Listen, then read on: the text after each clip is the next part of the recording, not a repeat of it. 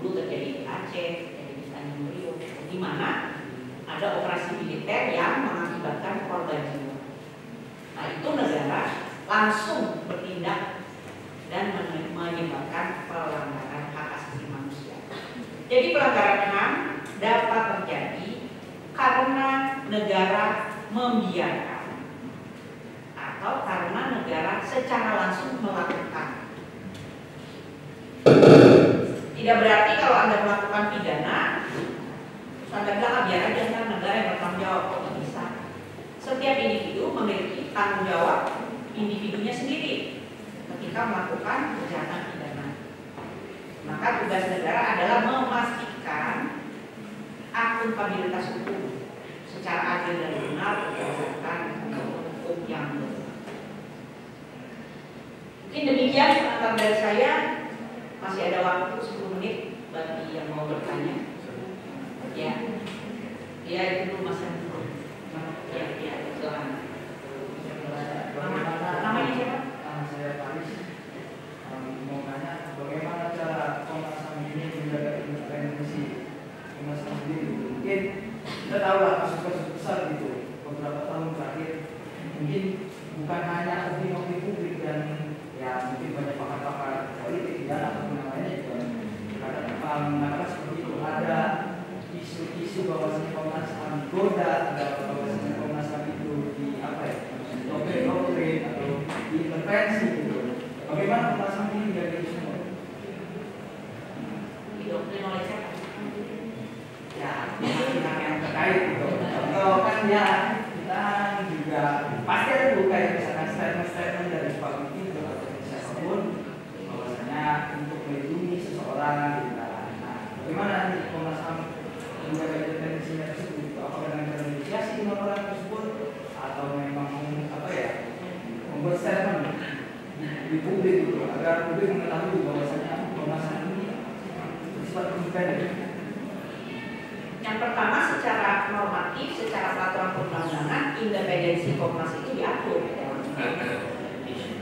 ada Undang-Undang Nomor 39 tentang HAM, ada Undang-Undang Nomor 26 tentang Pengadilan HAM. Yang kedua, keputusan Komnas HAM itu dibuat oleh komisioner secara kolektif kolegial. Jadi saya sebagai ketua Komnas HAM tidak bisa membuat keputusan sendiri. Nah, maka setiap keputusan Komnas HAM itu dibuat melalui pembuatan keputusan bersama. Bukan keputusan kayak untuk misalnya ini ya, misalnya membeli kursi ya, ya pokoknya bukan yang teknis itu, tapi hal yang strategis dan prinsip. Misalnya menentukan sebuah pelanggaran itu pelanggaran berat atau bukan. Itu diputuskan melalui sidang paripurna Komnas HAM. Yang kedua, Komnas HAM sendiri mengikuti prinsip Komnas HAM yang baik ya. Itu mengikuti prinsip-prinsip yang disebut dengan nama prinsip-prinsip Paris mengenai Lembaga Hak Asasi Manusia Nasional. Di dalamnya ada beberapa prinsip, misalnya komposisi anggota Komnas HAM harus beragam. Jangan cuma akademisi, jangan cuma aktivis, jangan cuma laki-laki. Perlu ada penyandang disabilitas. Dari latar belakang agama harus beragam. Dari latar belakang etnis harus beragam. Dari latar belakang profesi atau keahlian harus beragam. Lalu posisi Komnas HAM tidak berada di bawah eksekutif. Jadi Komnas HAM tidak berada di bawah presiden maupun menteri. Juga tidak berada di bawah DPR. Komnas HAM dalam melakukan tugasnya itu menentukan sendiri. Bukan berarti kemudian Komnas HAM itu tidak punya hubungan yang baik dengan kementerian negara.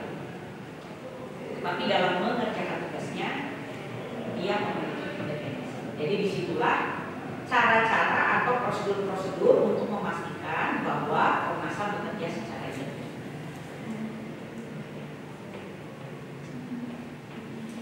Tapi tentu saja publik berhak menilai apakah Komnas HAM telah bertindak independen atau tidak. Saya pikir dalam prinsip demokrasi semua lembaga negara harus siap mendapatkan kritik ataupun saran dari masyarakat apabila dinilai pelaksanaan tugasnya tidak dilakukan secara independen, transparan, dan terbuka.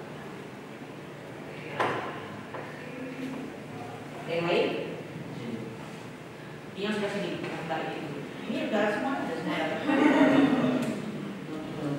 Baik Ibu, terima kasih atas kesempatannya. Perkenalkan, saya Astra Mauda dari jurusan Hukum Islam. Berdasarkan pasal nomor 16 tahun 2019 tentang batas usia pernikahan, bahwasanya untuk laki-laki dan perempuan adalah 19 tahun.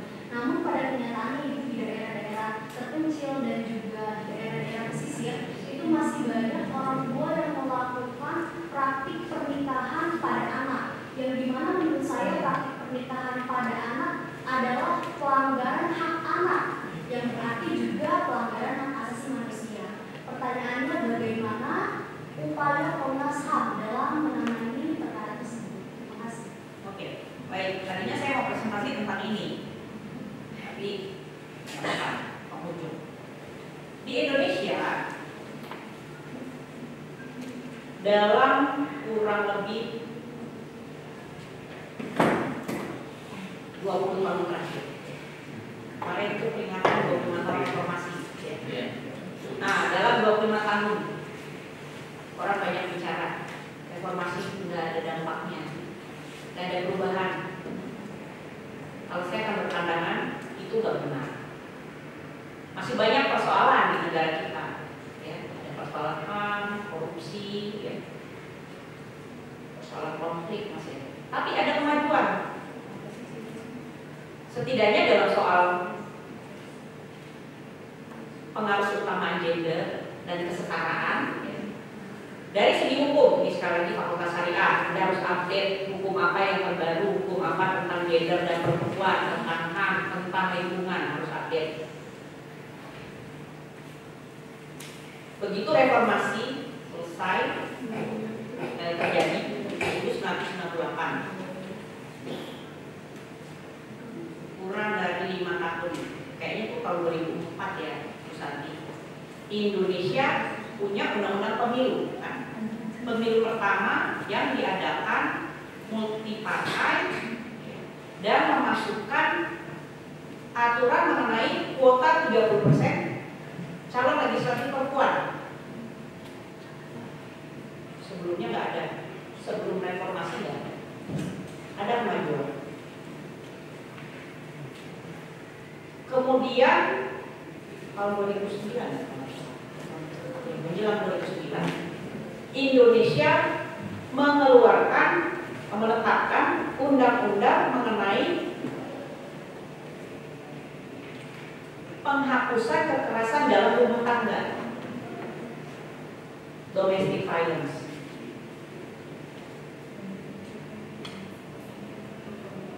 Tahun 2022 tadi disebut, Indonesia menetapkan undang-undang tindak pidana kekerasan seksual. Semua undang-undang yang baru itu tidak ada di masa lalu. Tentu saja keberadaan undang-undang tidak serta-merta merubah situasi, tapi pasti ada situasi itu. Termasuk tadi yang disebutkan oleh Mbak, pada tahun 2019 Mahkamah Konstitusi menerima gugatan untuk menghapus diskriminasi batas usia minimum pernikahan antara perempuan dan laki-laki. Sebelumnya di Undang-Undang Perkawinan yang sebelum amandemen, laki-laki itu batas minimum usia menikahnya 19, perempuan 16. Sejak 2019 itu dihapus, lalu DPR membuat amandemen sehingga usia batas minimum pernikahan sama untuk laki-laki maupun perempuan. Tapi dalam kenyataannya praktik perkawinan usia dini khususnya terhadap anak perempuan masih sering terjadi. Artinya perubahan hukum saja tidak cukup. Harus ada kebijakan-kebijakan dalam ranah sosial sehingga anak perempuan tidak rentan untuk dinikahkan sebelum usianya dewasa. Apa faktor-faktor yang menyebabkan hal itu?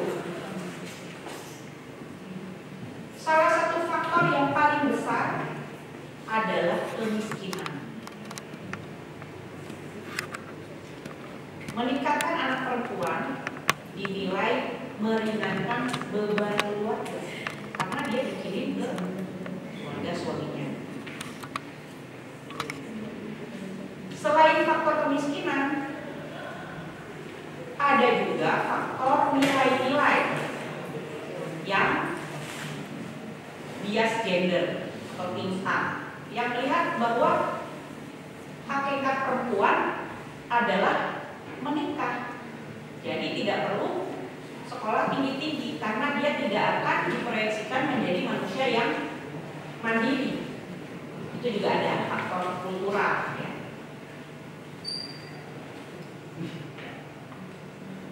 Kedua, faktor inilah yang menyebabkan praktik pernikahan anak, khususnya anak perempuan, masih banyak terjadi. Artinya, pemerintah atau negara sebagai penanggung jawab ya, harus melakukan langkah-langkah yang dapat mencegah terjadinya praktik perkawinan anak. Apa misalnya? Ya, kesejahteraan masyarakat. Kalau masyarakat masih banyak yang hidup dalam kemiskinan, bercampur dengan pandangan yang bias mengenai posisi perempuan, cara termudah menyelesaikan atau keluar dari kemiskinan adalah menikahkan anak perempuan. Nah, bagaimana caranya? Perlu kebijakan-kebijakan afirmatif. Sekarang sudah mulai ada, meskipun tidak cukup ya. Misalnya pendidikan dasar menengah sekarang kan sudah sampai usia 18 ya. Sampai SMA harusnya sekolah gratis. Tapi kan orang sekolah nggak cuma pergi ke sekolah, dia butuh makan, butuh transport, buku-buku yang cukup, guru yang baik. Upah gurunya baik nggak? Ada hak untuk mendapatkan upah juga bagi guru. Pendidikan gurunya cukup nggak? Jadi untuk menghapus tadi yang batanya masih ada perkawinan anak. Menghapus perkawinan anak membutuhkan langkah yang sangat panjang. Belum lagi mengubah pandangan kultural yang masih bias terhadap perempuan. Ini saya bisa bicara pada Anda karena Anda mahasiswa-mahasiswi Fakultas Syariah. Bagaimana kita menjelaskan itu kepada masyarakat yang tidak mengetahui konsep bias gender? Apa sih bias gender? Makan saja susah, ngapain dikirim bias gender? Iya kan? Itu. Jadi inilah PR dan tanggung jawab dari negara. Bukan cuma mengubah undang-undang atau memproduksi undang-undang, tetapi juga menyediakan sarana-prasarana sumber daya untuk memenuhi hak asasi manusia. Jadi hak asasi itu ada dua cara menghormati dan melaksanakan. Yang pertama melindungi, yang kedua memenuhi. Kalau melindungi itu tadi misalnya tidak ada pembelaan anak perempuan dan anak laki-laki. Laki-laki dan perempuan setara. Usia minimum perkawinan setara. Mau masuk sekolah di mana saja setara. Mau kerja apa saja setara. Tapi melindungi saya saja tidak cukup, harus dipenuhi. Nah, dipenuhi ini kalau gelas ya, dipenuhi kan diisi. Ya kan? Kalau dilindungi dijaga supaya jangan jatuh. Dipenuhinya pakai apa? Pakai air, pakai kopi. Maka negara juga wajib memenuhi hak asasi dengan menyediakan sarana prasarana, sekolah, buku, ya, guru, kurikulum yang baik, lingkungan sekolah yang aman, sehingga ada misalnya peraturan Menteri Pendidikan mengenai lingkungan sekolah pendidikan yang bebas dari kekerasan seksual. Bagaimana anak perempuan mau sekolah sampai setinggi-tingginya kalau di sekolah mengalami kekerasan seksual. Jadi negara berkewajiban melindungi dan memenuhi hak asasi manusia. Oke? Terakhir. Tahu aja saya mau itu. Silakan. Saya kira memang persoalan HAM ini sangat komplikated sekali, sama apalagi bagi Komnas HAM yang menghormati saya. Tapi yang jelas saya ingin menanyakan beberapa hal. Yang pertama terkait posisi Komnas HAM itu sebagai secara alur hukum HAM itu dia sebagai pemangku pelaku individu atau selaku pemangku kewajiban. Lalu yang kedua, Ibu sempat menyinggung tadi persoalan contoh misalkan tadi kekerasan seksual. Kita memang menolak kekerasan seksual, tapi pertanyaan saya kenapa kita tidak menerima kebebasan seksual? Iya, dilarang kekerasan seksual, tapi kenapa kita tidak boleh bebas? Karena itu termasuk hak pribadi, hak pribadi. Lalu yang ketiga, kalau bicara soal daerah, mungkin yang pertama itu terkait pembangunan rumah ibadah atau gereja itu terdapat menjadi keputusan perda terkait itu nggak ada kasus itu kan tidak hanya Cilegon di tempat yang populer itu contoh misalkan di Bali itu juga sama persoalannya. Nah, gimana tanggapan Ibu terkait hal itu? Karena kan menurut saya dua macam itu kan termasuk apa ya? Non-negotiable kan? Sesuatu hal yang melekat di dalam tubuh manusia dan tidak boleh dikurangi sampai satu. Terkait kebebasan pribadi dan keyakinan beragama. Nah itu bagaimana? Jadi memang agak sedikit kontras banget ya. Apalagi kalau misalnya bicara soal pelanggaran HAM yang berat, katanya pelanggaran berat itu berlaku asas berlaku surut. Tapi di mana penyelesaian HAM berat yang lalu sampai sekarang itu prosesnya bagaimana? Mungkin itu dari terima kasih. Yang pertama itu ya kebebasan seksual. Memang Anda itu masuk dalam prinsip HAM yang paling yang sangat dalam. HAM itu kan mengakui kebebasan individu. Seringkali kebebasan individu itu berbenturan dengan nilai-nilai komunal. Dalam konteks Indonesia, kebebasan individu itu seringkali dibatasi oleh nilai-nilai lokal. Itulah argumen pemerintah ketika menyusun KUHP sehingga ada pasal mengenai larangan kohabitasi. Dari sudut pandang hak asasi, sebetulnya itu negara sudah mencampuri urusan pribadi. Anda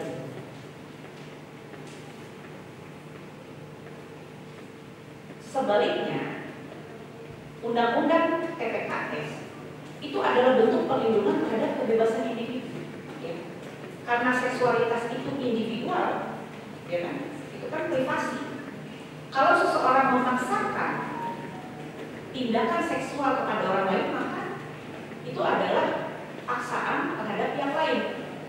Dengan adanya Undang-Undang TPKS, negara sudah melakukan tanggung jawabnya, meskipun secara norma doang ya, untuk memastikan perlindungan hak individu. Tapi ada kontradiksi. Di satu sisi TPKS menjamin hak individu, di sisi lain KUHP masih menyisakan ruang bagi negara mencampuri urusan ini. Itu terjadi di berbagai negara, bukan cuma di Indonesia. Memisahkan ranah individu dengan perlindungan negara itu seringkali sulit. Kebayang itu memang kontradiksi. Undang-undang TPKS melindungi individu dari ancaman, tetapi Undang-Undang KUHP memberikan ruang negara memasuki ruang privat. Saya nggak bicara moral ya, saya nggak bicara nilai dan kultur, tapi menjelaskan bagaimana norma hukum itu dirumuskan. dalam Anda sebagai mahasiswa hukum pasti belajar di antara berbagai peraturan perundang-undangan seringkali ada kontradiksi. Situlah dalam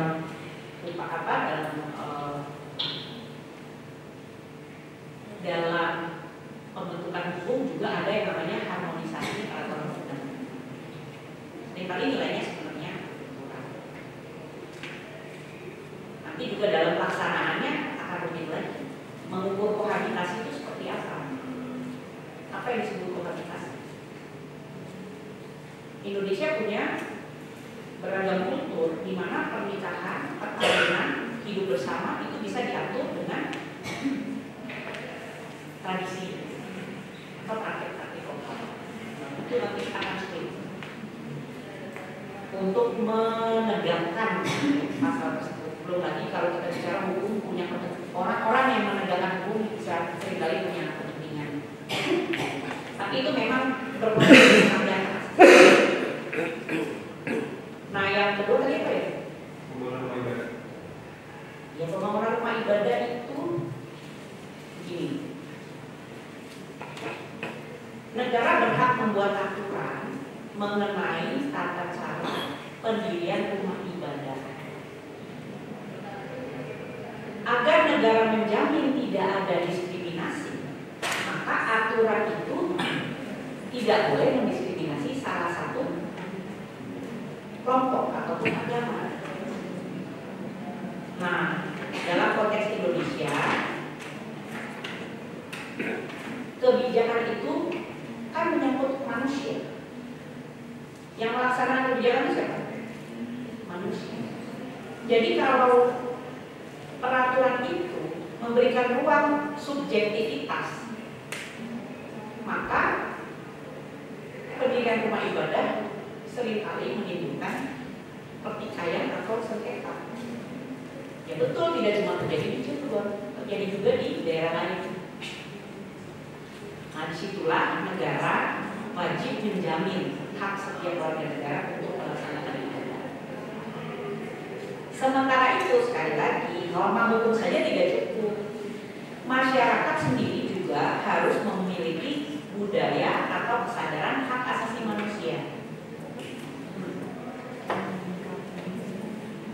Penegakan hukum hanya bisa terjadi kalau masyarakatnya taat hukum. Kalau tidak taat hukum ya nggak bisa. Termasuk dalam soal pemerintahan. Sekali lagi konteks Indonesia adalah negara dengan masyarakat yang beragam. Dalam satu agama saja, dalam satu agama Islam ada berapa aliran, ada berapa organisasi, apalagi yang antar beragama. Jadi kalau negara tidak bisa hadir sebagai fasilitator yang adil untuk menjamin hak setiap warga negara, maka akan selalu ada rentangan untuk terjadinya konflik atau hak-hak yang tidak. Apalagi ketika pemerintahnya berpihak. Negara harusnya menjadi fasilitator agar setiap warga dapat melaksanakan hak asasinya. Apakah itu hak kebebasan beragama, hak atas pendidikan, hak atas kesehatan, hak dalam pemilu dan lain sebagainya. Oke. Terkait posisi Komnas HAM itu sebagai pemangku kewajiban atau dia sekedar pemangku individu. Nah jadi kalau misalkan apakah kalau bilang termasuk dalam pemangku kewajiban Komnas HAM juga bertanggung jawab untuk melakukan respect, penghormatan, respect to fulfill pemenuhan hak dan ya, Komnas HAM bukan negara dalam arti yang bertanggung jawab melindungi HAM. Maka Komnas HAM itu memiliki posisi yang unik. Dia makanya disebut lembaga negara independen. Anda nanti baca prinsip-prinsip Paris atau Paris Principle. Nah, Anda bisa pelajari apa itu lembaga nasional hak asasi manusia. Fungsinya berbeda dengan fungsi eksekutif, legislatif, yudikatif. Komnas HAM juga bukan yudikatif. Kita tidak mengadili, tetapi kita mendorong yudikatif untuk melaksanakan tugasnya secara efektif. Dia disebut auxiliary state body, pelengkap, tapi bukan bagian dari trias politik.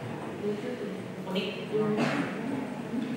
Oke, baik, dengan demikian maka sesi kita akhiri karena sudah lebih dari 10 menit yang saya jadwalkan. Mohon Ibu Sakti atau Ibu Siska menentukan siapa yang berhak mendapatkan karena lebih banyak yang bertanya dibanding jumlah.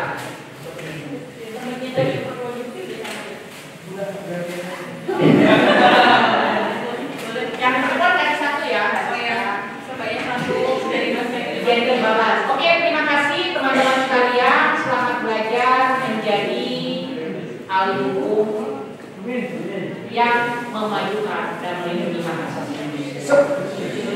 Wassalamualaikum warahmatullahi wabarakatuh. Salam sejahtera dan selamat.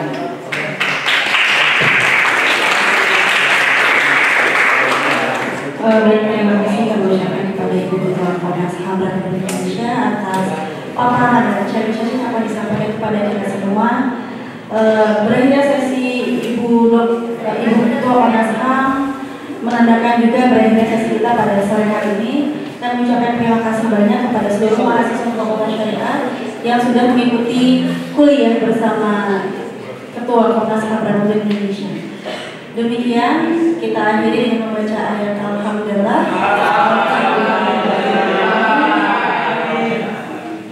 Sebelum meninggalkan tempat, mungkin berkenan Ibu untuk berdoa bersama kami semua. Saya tutup terlebih dahulu. Assalamualaikum warahmatullahi wabarakatuh.